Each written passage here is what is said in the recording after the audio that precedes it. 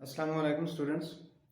आज के लेक्चर में हम पंजाब यूनिवर्सिटी का इंग्लिश का जिन लोगों का लास्ट चांस है उनको पास कराने की पूरी कोशिश करेंगे and this lecture is for the regular students as well. Let's start our today's topic. BA supply last chance 2021। Students देखें, सिलेबस जो है, जो सप्ली के स्टूडेंट्स हैं, सिलेबस का ऑलमोस्ट उनको पहले से पता होता है कि, और उनको ये भी पता है कि इसमें इंपॉर्टेंट क्वेश्चंस कौन से हैं, इंपॉर्टेंट चैप्टर कौन से हैं। सिलेबस का तो हर एक स्टूडेंट को पता है कि जी ये सिलेबस है। अब मसला है कि उस सिलेबस को अटेम्प्ट कैसे करना है। सिलेबस मीन पेपर में क्वेश्चन कैसे अटेम्प्ट करने हैं। तो आज के लेक्चर में बड़ी इंपॉर्टेंट, बड़ी इंपेरेटिव स्किल्स, टेक्निक्स, मेथड्स जो है वो हम यूज करेंगे।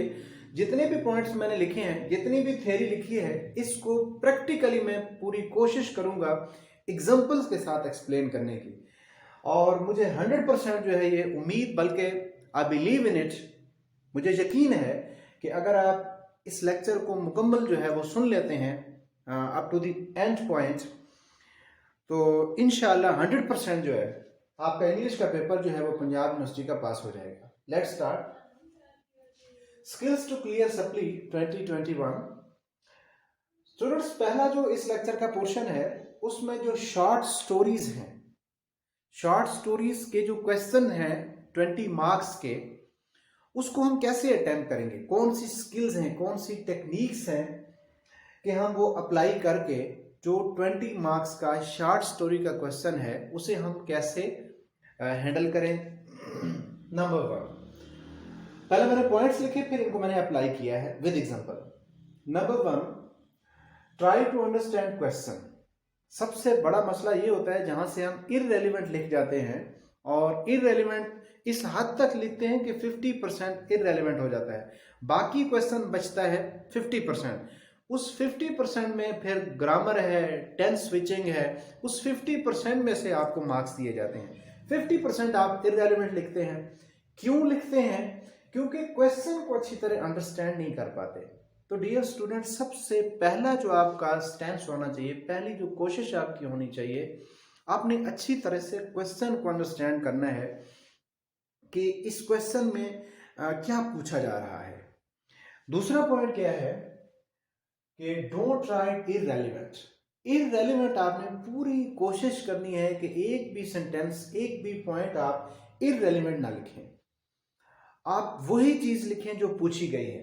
तो ये वाले हम काम, जो मैंने पॉइंट्स लिखे, इनसे हम कैसे अवॉइड कर सकते हैं, हम कैसे बच सकते हैं, ये चीजें हम डिस्कस करेंगे। Read out the question again and again.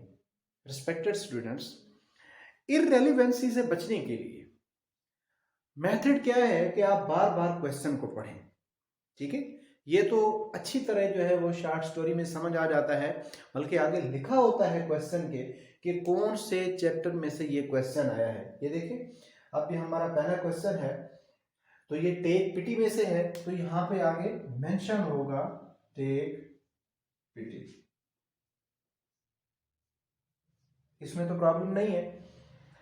Question को आपने समझने की कोशिश करनी है, पूरे क्वेश्चन को, कि इस क्वेश्चन में पूछा क्या गया है। दूसरा पॉइंट, जब आप लिख रहे हो, आप पैराग्राफ्स को, सेंटेंसेस को आप जोड़ तोड़ कर रहे हो, पैराग्राफ बना रहे हो, आंसर लिख रहे हो, तो अपने क्वेश्चन को बार बार पढ़ना है। इसका फायदा क्या होगा कि आपकी जो तवज्जो है, आपका जो जहन है, वो उसी जो फोकल पॉइंट है उसी पर रहेगा जो आप आंसर लिख रहे हैं। क्या करने से? बार बार क्वेश्चन को रीड आउट करने से। नेक्स्ट है कि remain in the domain of one tense. Dear students, आपने एक टेंस में रहना है। एक पैराग्राफ, आगे मैंने एग्जांपल से इसको प्रूव किया है कि एक टेंस में कैसे लिखा जाता है। आपका पेपर ऑलमोस्ट 99% जो है वो प्रेजेंट इंडेफिनिट में होता है या फिर प्रेजेंट टेंस में होता है। तो आपने एक टेंस में रहना है। एक टेंस में रहने का मतलब ये है कि कम से कम जो आप पैराग्राफ को जब बनाते हैं तो एक पैराग्राफ के अंदर आपने एक टेंस लिखना है। ऐसे नहीं करना कि एक पैराग्राफ के अंदर आप कहीं पे विल शैल लगा रहे हैं, कहीं पे आप हैड लगा रहे हैं, कहीं पे आप डू डज लगा रहे हैं। तो एक पैराग्राफ के अंदर आपने एक टेंस यूज करना है। तो इस तरह आपकी जो टेंस स्विचिंग है वो कम हो जाएगी। इसके बाद है your answer should not be lengthy for nothing. खामखा आपने अपने आंसर को बढ़ाना नहीं है। जितना पूछा गया है, जो पूछा गया आपने वही लिखना है। ये जो शॉर्ट स्टोरीज हैं जिस तरह आपने पढ़ी हुई हैं और इतनी रोमांटिक और इंटरेस्टिंग स्टोरीज हैं, इन पर तो बहुत कुछ लिखा जा सकता है, लेकिन याद रहे कि आपने वही लिखना है जो पूछा गया है। हाँ आपने अपने क्वेश्चन को जो है ना, विदाउट एनी रीजन आपने क्वेश्चन को लेंथी नहीं बनाना है। क्वेश्चन की रिक्वायरमेंट कितनी है? 150 वर्ड्स है।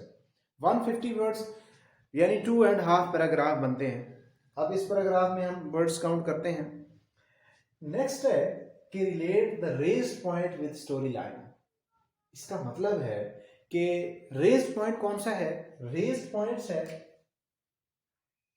जो पॉइंट क्वेश्चन में पूछा गया है, आप उसको फिर स्टोरी जो शॉर्ट स्टोरी है उसके जो इंसिडेंट उसमें है, आपने उस पॉइंट को उस स्टोरी के साथ रिलेट करना है। ऐसे नहीं करना कि आपने पूरी, आपको पता चला कि जी टेक पीटी में से आपने उसकी सारी स्टोरी लिख दी, सारा गलत हो जाएगा। तो सर जो चीज पूछी गई है आपने उसी पॉइंट को लेके चलना है। बार बार अपने क्वेश्चन पर रहना है कि जी नहीं, मैंने स्टोरी नहीं लिखनी है, मुझसे जो पूछा गया मैं वही लिखूंगा, मैं जी एक टेंस में लिखूंगा। बार बार क्वेश्चन को आप रीड आउट करेंगे। इसके बाद जो है आपसे जो पॉइंट पूछा गया है उस पॉइंट को आप उस स्टोरी के साथ आप रिलेट करेंगे, ना कि आप A to Z पूरी स्टोरी लिख दें। अब आते हैं इसके एग्जांपल की तरफ। फॉर एग्जांपल जो पॉइंट्स मैंने यहाँ पे लिखे हैं इनको हम देखते हैं कि किस तरह एक टेंस में लिखा जाता है। अब ये क्वेश्चन जो है पंजाब यूनिवर्सिटी के पेपर में आ चुका है। Eva stands out as a person who can endure hardships for the sake of female glory, elaborate। बिल्कुल इसी टाइप के क्वेश्चन आते हैं।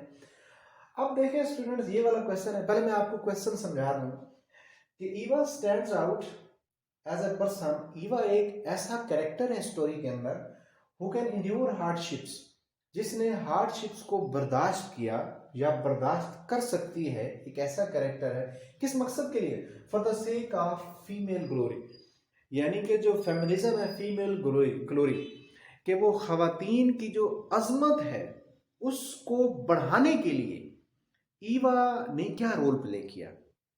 देखें इस क्वेश्चन में ये पूछा गया कि ईवा पे जो मुश्किलात आई, ईवा ने जो तकलीफ बर्दाश्त की हैं, इन तकलीफ के बिहाफ पे, इनको देखते हुए ईवा का जो कैरेक्टर है उसने फीमेल ग्लोरी, जो खवातीन की अजमत है, उसने क्या रोल प्ले किया। इस कॉन्टेक्स्ट में जो है ईवा के कैरेक्टर को हमने लेके चलना है। अब स्टूडेंट्स देखें, और कितना लिखना है? 150 वर्ड्स। 150 वर्ड्स का मतलब है आपने 2 पैराग्राफ लिखने हैं और मैक्सिमम 2.5 पैराग्राफ लिखना है।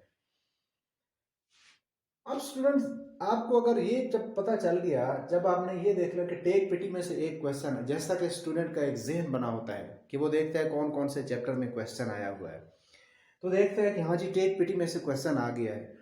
आगे नहीं देखता कि भाई उसमें से क्वेश्चन क्या आया है, मैंने उस क्वेश्चन को वेल अरेंज्ड फॉर्म में कैसे लिखना है, उसको वेल ऑर्डर्ड कैसे, उस क्वेश्चन को मैंने निट और स्टिच कैसे करना है, कैसे उसके मैंने आपस में उसके कलाबे और लिंक्स और चेन से चेन कैसे मिलानी है, ये स्टूडेंट के जहन में नहीं होता है। बस वो ये देखता है कि टेक पीटी में से एक क्वेश्चन आ गया, ये तो मुझे आता है। यही सबसे बड़ी मिस्टेक है। अब इस क्वेश्चन में क्या पूछा गया है कि फीमेल ग्लोरी के लिए, यानी खवातीन की अजमत को बढ़ाने के लिए, इस चैप्टर के कॉन्टेक्स्ट में ईवा कैसे स्टैंड्स आउट है, कैसे उसका कैरेक्टर जो है एक शानदार रोल प्ले करती है। अब ये क्वेश्चन है, क्वेश्चन को हमने पहले समझा। अब ये जो पॉइंट्स हमने लिखे हैं इनको इसमें हम देखते हैं। और दूसरी बात, आपने जब क्वेश्चन लिखने हैं, पेपर कैसे अटेम्प्ट करना है कि आप यहाँ पे लिखेंगे क्वेश्चन नंबर अगर 2 है तो 2 लिखेंगे। ये क्वेश्चन आगे नहीं लिखना होता है। जब आप आंसर शीट का मतलब क्या है कि आंसर शीट, क्वेश्चन तो आपने नहीं लिखना, आंसर लिखना है। तो आप ऐसा करेंगे, क्वेश्चन नंबर 2 अगर है या ये क्वेश्चन नंबर 1 है, वो आप लिख के आप उसका आंसर शुरू करेंगे। यानी कि ये देखें ना, आप यहाँ पे लिखेंगे, मैं और इसमें क्लियर कर देता हूँ। डियर सर, डियर स्टूडेंट्स, आपने क्वेश्चन नहीं लिखना है, मैं ये कहना चाह रहा हूँ, आपने क्वेश्चन नंबर लिखना है। अब आप इसको अटेम्प्ट कर रहे हैं तो आप लिखेंगे क्वेश्चन नंबर अगर 2 है तो 2 लिखेंगे, आगे आप उसका आंसर स्टार्ट कर देंगे। इन चक्रों में ना पढ़ा करें कि आप क्वेश्चन लिखें वर्ड बाय वर्ड, फिर उसका आंसर लिखें, इधर ANS आंसर लिखें। नो, क्वेश्चन नंबर 2 है या 1 है वो लिखें, आगे उसका आप आंसर शुरू कर दें। अब इस क्वेश्चन को हम देखते हैं, ईवा का जो कैरेक्टर है वो फीमेल ग्लोरी, खवातीन की अजमत में कैसे इजाफा कर सकता है। इस बैकग्राउंड में ईवा का कैरेक्टर देखते हैं। आप कैसे शुरू करेंगे, इस पे मैंने अलग से भी एक लेक्चर रिकॉर्ड कर रखा है कि क्वेश्चन को कैसे अटेम्प्ट करना है, क्या उसके मेथड्स हैं। आप वहां से भी हेल्प आउट लें, क्योंकि उसमें तो इन डिटेल मैंने सब चीजें डिस्कस की हुई हैं। यहाँ पे एक एक क्वेश्चन में डिस्कस करता हूँ। अब अगर ये क्वेश्चन है या शॉर्ट स्टोरीज में से कोई क्वेश्चन है, तो आप उसकी स्टार्टिंग जो है वो कैसे। देखिए, स्टूडेंट के लिए एक ये भी बड़ा मसला होता है कि जब उनको समझ आ जाती है कि इस चैप्टर में से ये क्वेश्चन है, और एक वो जहन बना लेता है, अपने जहन को थोड़ा रन अप कर लेता है कि ये क्वेश्चन मैं अटेम्प्ट कर लूंगा। अब जब वो लिखने की बारी आती है तो स्टूडेंट सोचता है कि यार मैं कहाँ से इसको शुरू करूँ, क्योंकि सारे उसके जहन में स्टोरी आई होती है और जम्बल्ड आइडियाज होते हैं, क्वेश्चन को अच्छी तरह समझ नहीं पा रहा होता स्टूडेंट, तो वो फिर ये सोचता है कि यार मैं कहाँ से इसको शुरू करूँ। तो मैं आपको जनरल तरीका बता रहा हूँ, कोई भी क्वेश्चन हो, अब ये है, नेक्स्ट जब क्वेश्चन होगा मैं इसका मेथड चेंज करूंगा, 2-3 वर्डिंग हम चेंज करेंगे, इस तरह क्रिएटिव थोड़ा। और क्रिएटिव आपका आंसर, क्रिएटिव खासतौर पे जो स्टार्ट है आंसर का, क्रिएटिव होना चाहिए और क्रिटिकल होना चाहिए। स्टोरी नहीं लिखनी है आपने। क्रिएटिव मीन के पढ़ने से ऐसे लगे कि यार ये किताबी बात नहीं हो रही है, ये कोई बुकिश स्टेटमेंट नहीं है, ये खुद से लिखा हुआ है, और क्लियरली समझ आ जाती है कि ये जी बुक से लिखा हुआ है, ये खुद से जो है ना वो अटेम्प्ट है। तो आप इस तरह के स्टेटमेंट, अब अगर ये क्वेश्चन आया और ये स्टेटमेंट हम किसी भी स्टोरी में लगा सकते हैं, किसी भी आंसर में, किसी भी क्वेश्चन में। अब देखें इसको, after going through the text, इस स्टोरी का टेक्स्ट पढ़ने के बाद, after going through the text of the story, take pity हमने पेन चेंज किया ताकि पॉइंट एक रेज हो, समझ आए। We come to know, text पढ़ने के बाद आपने कहा कि जी मैंने इस स्टोरी का टेक्स्ट पढ़ा हुआ है, आपने लिखा इसमें कि after going through the text of the story take pity we come to know. I कभी नहीं लिखना है जी, आई कम टू नो, मुझे पता चला नहीं। वी कम टू नो, हमें इल्म हुआ, हमें मालूम हुआ that Eva is a person, Eva एक ऐसा पर्सन है, एक ऐसा कैरेक्टर है, whose every phase of life is full of hardship, जिसकी जिंदगी जो का हर फेज जो है वो मुश्किलात से पूरा है। हमारा क्वेश्चन क्या आ रहा है, रेलिवेंट जा रहा है। इन वन कॉन्टेक्स्ट, एक कॉन्टेक्स्ट में, एक हिसाब से, एक लिहाज से, in one context she stands out. ये देखें, हम क्वेश्चन को लेके चल रहे हैं, वो जो है वो रिमार्केबल है, शी एक्सेल्स, वो आउटस्टैंडिंग है, she stands out in facing the troubles and hardships of life for the sake of female glory. Female glory के लिहाज से उसने कैसे, उसका कैरेक्टर जो है बड़ा स्टैंड आउट, बड़ा नुमाया कैरेक्टर है, क्या रोल वो प्ले कर सकता है। हमने क्या कहा कि for the sake of female glory as she is a highly self made women, self made women है, डिपेंड नहीं कर रही है। After the death of Axel college, Axel college जो उसका हस्बैंड था, उसकी डेथ के बाद she does not become dependent on Rosam ex coffee salesman. अब देखें स्टूडेंट, कोशिश किया करें कि एक पैराग्राफ जब आप वाइंड अप कर रहे हैं तो उसकी जो लास्ट लाइन है उस पैराग्राफ की, जो नेक्स्ट पैराग्राफ आप शुरू करेंगे उसका जो पहला सेंटेंस है उससे वो मिलनी चाहिए। यानी कि एक पैराग्राफ की जो लास्ट लाइन है और जो आप पैराग्राफ शुरू करेंगे उसकी जो पहली लाइन होगी वो आपस में एक सा आइडिया होना चाहिए। अब देखें, हमने क्या लिखा कि after the death of Axel college, Axel college का हमने नाम लिखा, तो इट मीन्स उसे समझ आएगी कि वाकई इस बंदे ने टेक्स्ट पढ़ा हुआ है। After the death of Axel college she does not become dependent on Rosen, Rosen का भी एक कैरेक्टर है उसमें, मेन कैरेक्टर है, वो रोजन पे डिपेंडेंट ही बनती है जो एक्स कॉफी सेल्समैन था। अब जो नेक्स्ट पैराग्राफ है वो हम कहां से शुरू करेंगे? इस पैराग्राफ में हम पहले से बता चुके हैं, ठीक है।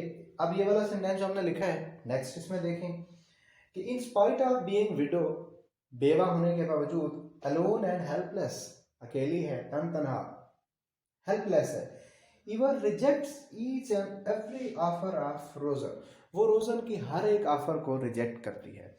अब स्टूडेंट यहाँ पे आगे आप लिखें स्टोरी को किस तरह हमने जोड़ा है, किस तरह हमने रिलेट किया है। हम सारी स्टोरी नहीं लिख रहे हैं, हम स्टोरी को रिलेट कर रहे हैं।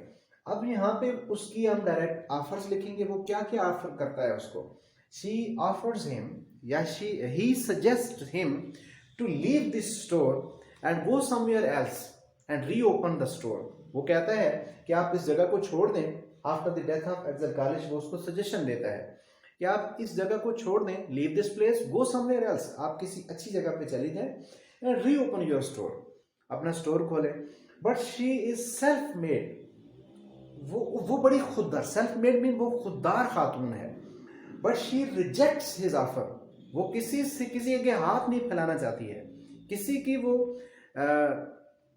सहारा नहीं लेना चाहती है। तो शी रिजेक्ट्स हिज ऑफर, वो उसकी ऑफर को रिजेक्ट करती है। फिर वो उसे ऑफर करता है, she offers him some money, बल्कि he sends some money on the address of Eva, Eva के एड्रेस पे कुछ पैसे भेजता है वो। And when she comes to know, और जब उसे पता चलता है, she rejects his offer as well, his this offer as well, वो उसकी इस ऑफर को भी रिजेक्ट करती है। फिर वो कहता है उसे एट द एंड, 2-3 जो वो ऑफर करता है, उसके बाद जो है he suggest her to get married indirectly वो उसे शादी का पैगाम भेजता है। और आपको पता है कि वो दुखों की मारी हुई थी क्योंकि उसका पहला हस्बैंड भी बीमार था, और जो रोजन है ही वॉज विथ 1 किडनी, उसका भी 1 किडनी था। तो वो क्या करती है कि she rejects his offer of getting married, वो उसकी जो मैरिज की सजेशन है उसको भी वो रिजेक्ट करती है। अब इसमें ये देखें कि क्रिटिकली देखा जाए तो इसमें रोजन जितनी भी ऑफर करता है, he offers या he wants to help her, वो उसकी हेल्प आउट करना चाहता है ईवा को, आउट ऑफ लव और आउट ऑफ सिंपथी। यहाँ पे वो हमदर्दी, पिटी, टेक पिटी। तो ये आउट ऑफ सिंपथी, हमदर्दी उसकी है या आउट ऑफ लव है, किस चीज की ज्यादा इंपॉर्टेंस है, ये हमें देखना होगा इसमें। अब इस क्वेश्चन को हम कैसे वाइंड अप करेंगे, एट द एंड हम क्या लिखेंगे कि फाइनली हम लिखेंगे कि वी कम टू नो, या फाइनली इट्स कंक्लूडेड, ये नतीजा अखज़ किया जाता है, in the light of about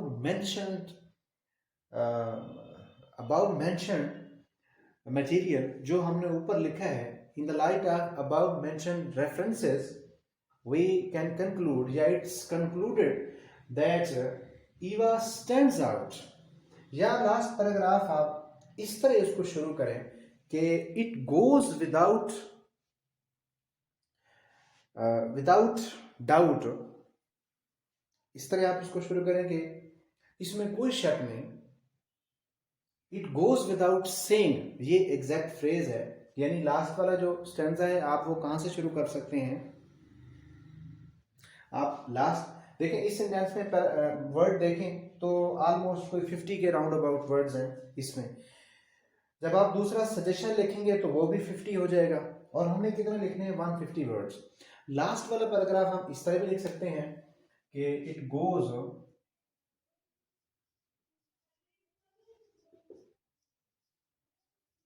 without saying,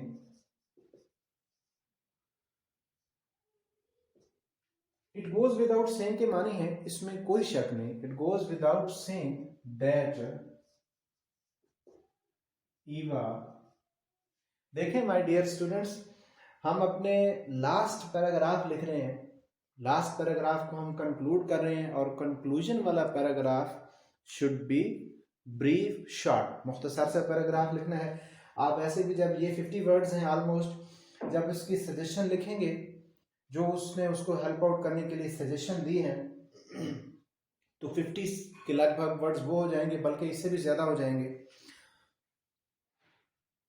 तो नेक्स्ट जो है ये पैराग्राफ ऑटोमेटिकली ब्रीफ हो जाएगा।